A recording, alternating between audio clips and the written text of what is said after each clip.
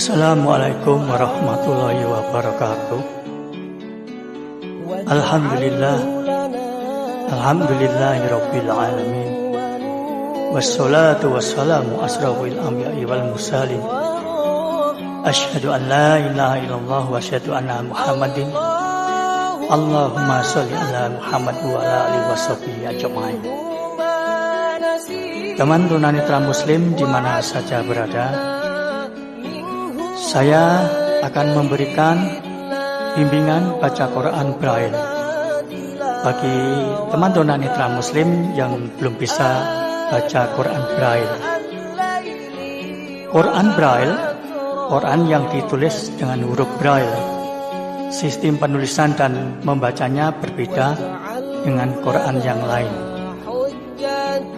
Quran Braille diterbitkan sejak tahun 1950-an di Yordan dan dikembangkan di Indonesia sejak 1960-an.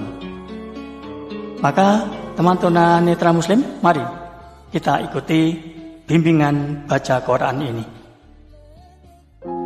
Sebelum kita mulai bimbingan baca Quran, saya mengingatkan bahwa kita harus selalu istighfar kepada Allah Subhanahu wa taala agar mendapatkan ampunan, rahmat dan ridhonya. Dan kita harus selalu bersolawat kepada Rasulullah SAW agar menjadi umatnya yang disayang. Kita lanjut bimbingan yang ke-14. Bimbingan yang ke-14 ini adalah tentang mat silah. Mat silah artinya mat panjang, silah berhubungan atau hubungan. Nah, sedangkan yang dibahas tentang mat silah ini adalah hak domir. Hak domir itu yang satu kata adalah huruf hijaiyahnya hak, dan hak ini sebelumnya ada harokat fathah atau kasrah atau dhammah. Nah, sedangkan setelah hak ini ada fathah isbaiyah atau kasrah isbaiyah atau dhammah isbaiyah. Nah, apabila sebelum huruf H itu sukun, itu belum atau tidak dimasukkan dalam golongan mat silah atau hak domir. Kalau hak domir ini misalnya contohnya bihi. Nah, hi-nya ini kasroh isbaiyah, jadi hi-nya panjang, hi, bi ini bak kasroh, hak kasroh isbaiyah, bi. Nah, ini termasuk hak domir. Kemudian contoh yang kedua, malahu, malah, la. Ini kan berarti sebelum dhammah adalah fathah. Punya di sini harusnya dhammah isbaiyah.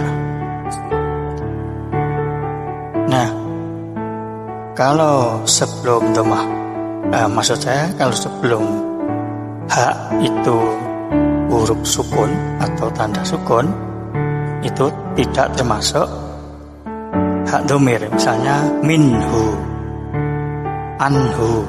Nah, ini tidak masuk hak domir. Nah, jadi jelas ya yang dimaksud dengan hak domir tadi. Sedangkan mat silah ini adalah hak domir yang berhubungan dengan huruf hijaiyah atau hamzah. Jadi hak domir yang selanjutnya atau setelahnya hak domir itu huruf hijaiyah atau huruf hamzah. Nah, kalau setelah hak domir ini huruf hijaiyah, itu disebut mad silah qasirah. Nah, sebetulnya kalau mad itu tadi kan sudah panjang, silah artinya hubungan.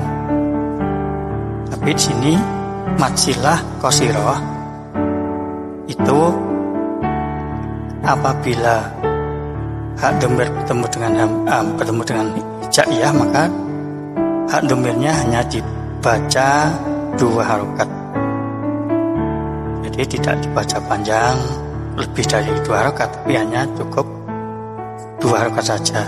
Misalnya bihi sultana, bihi sultana, itu ya. Kemudian ada lagi misalnya innahu kana tawwaba, innahu kana tawwabala. Yang dimaksud mad silah qasirah ininya bihi ini 2 harokat, innahu dahunya ini 2 harokat. Ini yang dimaksud dengan mad silah qasirah. Jadi walaupun panjang berhubungan itu maksudnya, tapi yang dimaksud adalah harokat setelah dhammahnya tadi ya. Jadi apabila ada hak dhamir, itu maksudnya tadi sudah paham ya, hak dhamir berhubungan dengan huruf hijaiyah, maka harokat di depannya atau setelahnya hak itu dibaca panjang 2 harokat. Kemudian yang kedua ada namanya mad silah tawilah. Nah, kalau tadi mad silah itu jelas ya, panjang yang dihubungkan atau panjang dan hubungan. Nah, kalau mad silah tawilah ini hak dhamir bertemu dengan hamzah, atau setelah hak dhamir itu adalah huruf hamzah. Contohnya malahu ahladah, malahu ahladah.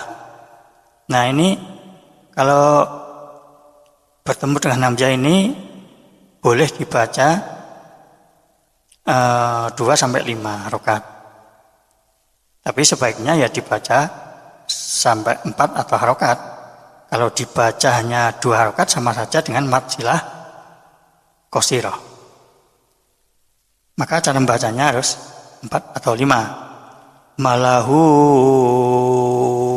ahladah. Nah, ini 5. Kalau 4, malahu ahladah. Nah, ini 4. Kemudian contoh yang lain, ilmihi illa bimasya. Nah, ilmihi illa bimasya. Nah, atau yang 4, ilmihi illa bimasya. Nah, gitu ya. Jadi kalau mad silah tawilah, maka harokat pada hak dhamir harus dibaca 4 sampai 5 harokat, karena sesudah hak dhamir ada hamzah. Nah, jadi saya ulangi secara singkat. Mad silah qasirah apabila ada hak dhamir bertemu dengan huruf hijaiyah, maka harokat hak dhamir hanya dibaca 2 harokat. Maksudnya harokat setelah haknya ya, bukan sebelum haknya ya. Kemudian mad silah tawilah ini apabila ada hak dhamir bertemu dengan hamzah, maka dibaca 4 sampai 5 harokat. Nah, inilah yang dimaksud dengan hukum mad silah. Ada 2 tadi, mad silah qasirah dan mad silah tawilah.